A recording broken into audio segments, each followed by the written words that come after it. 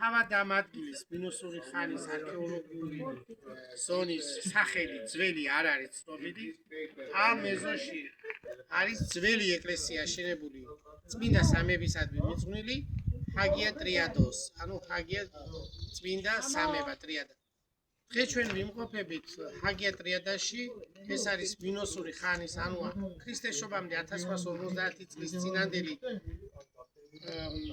სამეურნეო ადმინისტრაციული დანიშნულების აღრიცხვა ხდებოდა. აქ ახლოს არის ზღვა, შემოდიოდა საქონელი ტყვეებიდან და აქ აღირიცხებოდა და ამის დამადასტურებელია 1083 თიხის ფირფიტა აქ აღმოჩენილია, რომელზეც ყველა საქონელია აღრიცხული: ღვინო, ორბალი, კერი, ხარი, გასაყიდად ცხვარი, თევზეულობა და ასე შემდეგ.